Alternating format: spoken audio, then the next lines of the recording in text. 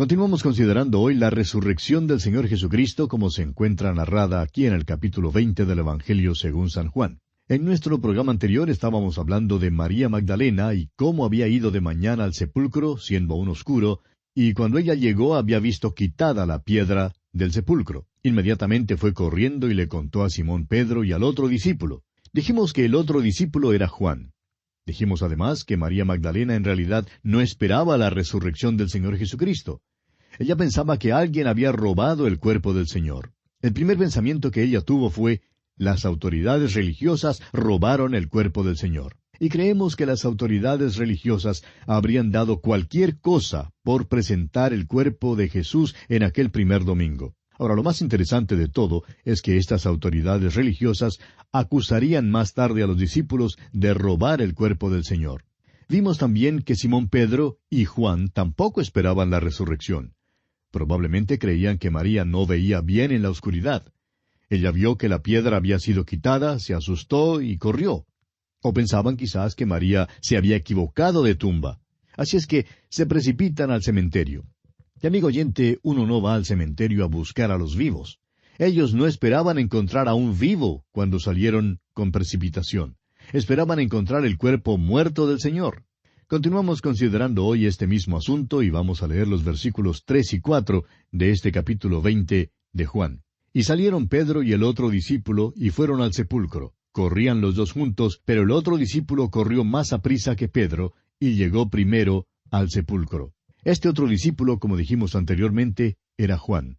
Era más joven y pudo correr más aprisa que Simón Pedro. Esto confirma la tradición de que Juan probablemente era el más joven de los discípulos. Creemos que había una amplia diferencia de edades entre estos dos hombres. Ahora el versículo 5 dice: y bajándose a mirar, vio los lienzos puestos allí, pero no entró. Lo que Juan vio le convenció de que Jesús había resucitado de los muertos. Llegó allí primero, pero tenía cierta reticencia, es decir, cierta reserva y reverencia, y no entró. Se bajó para mirar por la pequeña entrada que había sido cortada en la piedra, y vio la evidencia que lo convenció.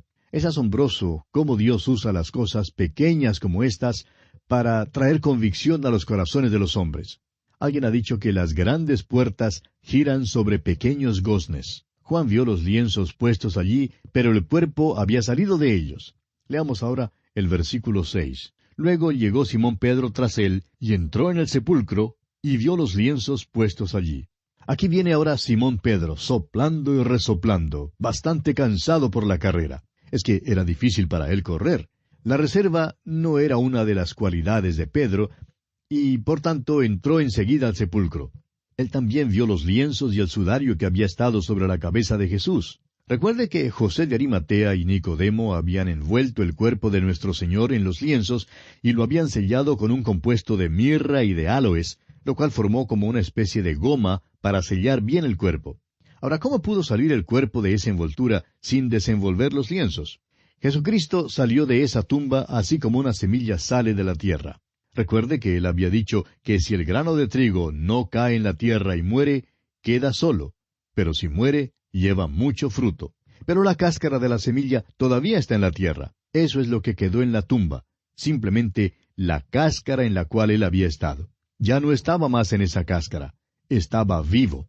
¿Recuerda usted que cuando el Señor Jesús resucitó a Lázaro, éste salió del sepulcro todo envuelto en la mortaja, y el Señor tuvo que decirles que desataran a Lázaro? Lázaro salió en su viejo cuerpo, envuelto en la vieja mortaja. El cuerpo de Lázaro murió de nuevo. En cambio, Jesucristo salió con un cuerpo glorificado, el cual nunca más verá la muerte. Esta es la verdadera resurrección. Ahora leamos los versículos 7 y 8. Y el sudario, que había estado sobre la cabeza de Jesús, no puesto con los lienzos, sino enrollado en un lugar aparte. Entonces entró también el otro discípulo que había venido primero al sepulcro, y vio y creyó. Dios registra con cuidado, por medio de Juan, otro pequeño detalle que es muy importante. El sudario que había estado sobre la cabeza de Jesús estaba allí, intacto, aparte de los lienzos en que habían envuelto su cuerpo. Tenía la forma de la cabeza y estaba allí tal como lo habían puesto en la cabeza de Jesús. Creemos que esto convenció a Pedro de que el Señor había resucitado. Hay tres palabras griegas que se usan en este pasaje y todas se traducen como ver. Y esto en realidad es desafortunado. En el versículo 5, cuando Juan bajó para mirar y vio, la palabra vio allí quiere decir percibir y entender. Comprende la inspección y la percepción. En el versículo 6, cuando Pedro entró y vio, la palabra usada es theaomai, de la cual derivamos nuestra palabra teatro. O sea que él lo contempló. En el versículo 8, cuando Juan entró al sepulcro y vio, significa saber. O sea que él supo y creyó antes de ver al Cristo resucitado.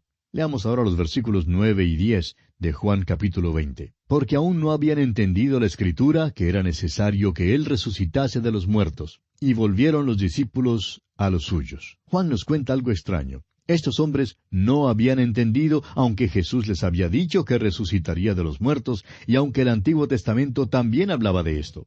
Creemos que aún hoy en día, amigo oyente, necesitamos del Nuevo Testamento como un tipo de linterna para interpretar el Antiguo Testamento. Creemos que uno de los motivos por el cual el Antiguo Testamento no es tan popular es porque no usamos el Nuevo Testamento lo suficiente como para interpretarlo. Hay muchísimos cristianos hoy en día que leen la Biblia, pero todavía no conocen ciertas escrituras. Creemos que hay dos razones para esto.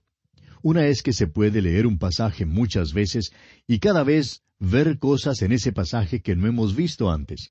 El Espíritu Santo nos da más luz al estudiar y al leer muchas veces los pasajes. Y luego creemos que tenemos que experimentar algunas de las Escrituras para poder entender su significado.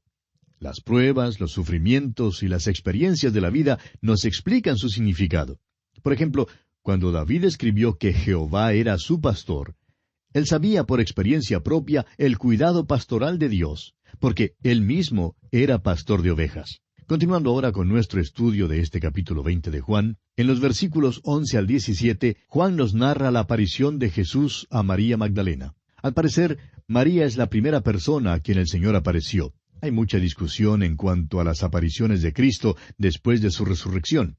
Pero hay 11 apariciones antes de su ascensión y 3 después de su ascensión. Creemos que del texto podemos deducir que hay otras que no fueron descritas. Suponemos que a uno siempre le es posible encontrar algún proverbio para cualquier situación. Para quienes preguntan por qué Jesús apareció primero a María Magdalena, podemos decir que Proverbios 8:17 dice, «Yo amo a los que me aman, y me hallan los que temprano me buscan». Pues bien, ella le buscó, y le buscó temprano. Continuemos ahora leyendo los versículos 11 al 14 de este capítulo 20 de Juan. Pero María estaba fuera llorando junto al sepulcro, y mientras lloraba, se inclinó para mirar dentro del sepulcro, y vio a 2 ángeles con vestiduras blancas que estaban sentados el uno a la cabecera y el otro a los pies donde el cuerpo de Jesús había sido puesto. Y le dijeron, «Mujer, ¿por qué lloras?» Les dijo, «Porque se han llevado a mi Señor y no sé dónde le han puesto». Cuando había dicho esto, se volvió y vio a Jesús que estaba allí, mas no sabía que era Jesús. Una vez más nos interesa el hecho de que ella no le conoció. Ya vimos que Judas Iscariote tampoco le conoció allá en el huerto. ¿Sabe usted, amigo oyente, por qué María no le conoció? Ella no creía que Jesús resucitaría de los muertos. La incredulidad es ciega y es muda también como en el caso de Zacarías. Ella está buscando en otro lugar en vez del que debiera buscar. Le ama, sí, pero el amor debe estar unido con la fe. Ella llora porque le ama, pero también porque no cree. Ella se inclina cuando debiera estar mirando hacia arriba, como dice el Salmo 123:1. A ti alcé mis ojos, a ti que habitas en los cielos. Ahora quizá alguien pregunte, ¿cuánto cambia el cuerpo glorificado? Bueno, no sabemos, pero no creemos que el cambio sea tan grande como para que explique el no poder reconocer a Jesús. Creemos que María está absolutamente concentrada en su dolor. Aunque ve a 2 ángeles, esto parece que no le llama la atención de ninguna manera en particular. Los ángeles le hacen una pregunta, no porque no sepan la respuesta, sino porque tratan de despertar alguna evidencia de fe en María. Ella tiene una sola cosa en mente cuando responde. Él todavía está muerto y la respuesta probable es que el cuerpo haya sido robado, según lo razona María. Ella no espera ver vivo a Cristo y en su incredulidad no le conoce. Pero Jesús la llama por nombre en el versículo 16. Leamos ese versículo. Jesús le dijo, «María». Volviéndose ella le dijo, Raboni, que quiere decir maestro. Ahora todo lo que Jesús hizo fue llamarla por su nombre, y ella inmediatamente reconoció su voz. ¿Puede usted imaginarse, amigo oyente, la sorpresa y a la vez el inmenso gozo que María sintió al escuchar otra vez la voz de su maestro? El Nuevo Testamento nos habla de las diversas ocasiones en que el Señor Jesús llamó a las personas por su nombre, incluyendo a aquellos a quienes Él levantó de los muertos.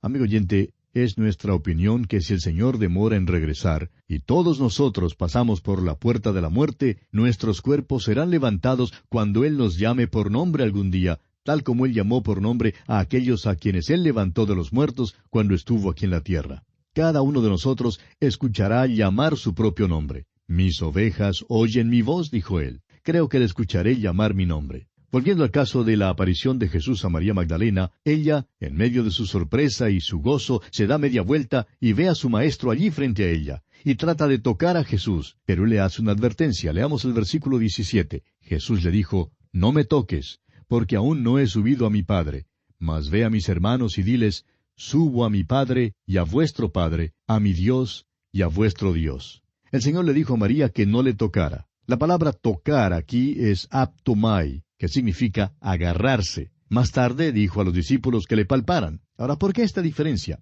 Él dice, porque aún no he subido a mi Padre. Esa es la razón por la cual ella no debía tocarle o agarrarse de Él. Así es que, aparentemente, Él sí subió al Padre antes de su aparición a los discípulos allá en el aposento alto. Creemos que el Señor Jesús presentó su sangre en el trono de Dios y que su sangre ha cambiado el tribunal de juicio en el propiciatorio que es hoy en día. Esa sangre fue derramada por el pecado suyo y por el mío. Creemos que la sangre estará allí por toda la eternidad como un testimonio eterno del precio que Él pagó por nosotros.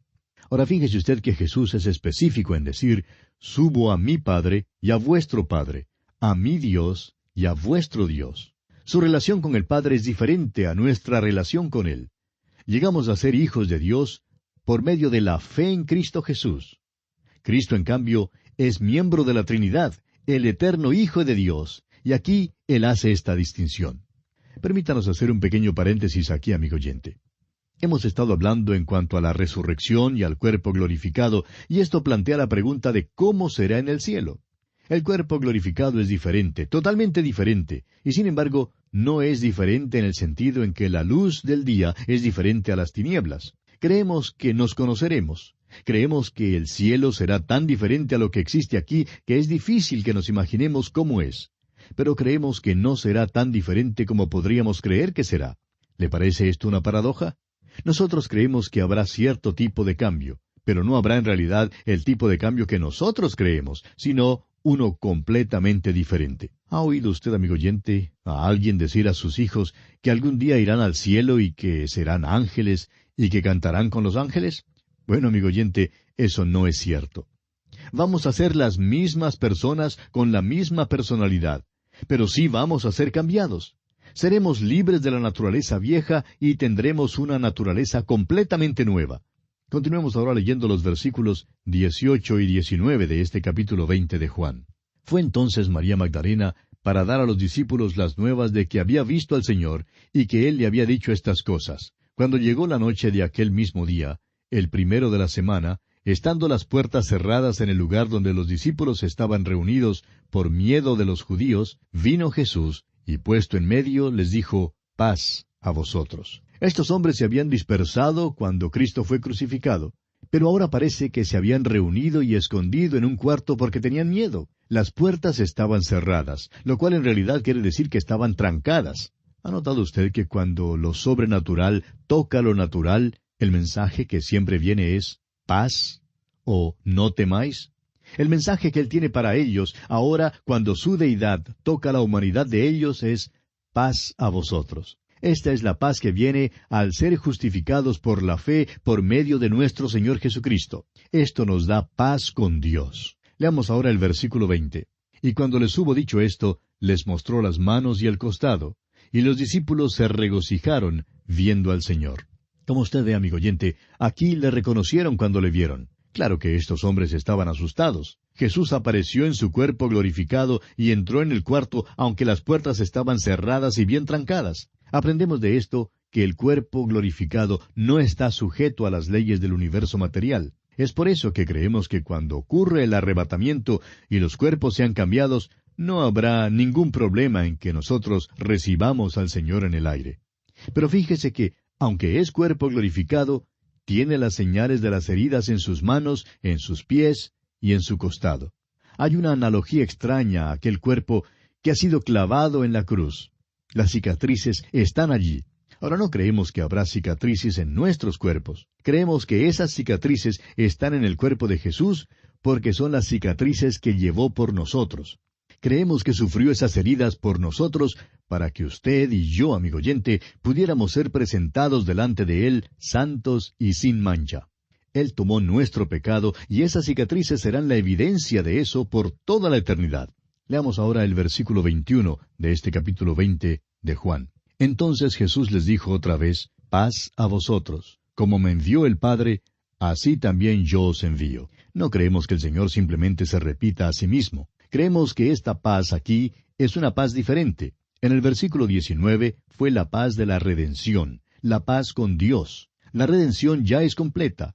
Esta es la paz descrita ya en Mateo 11:28, donde el Señor Jesús dijo, venid a mí todos los que estáis trabajados y cargados, y yo os haré descansar.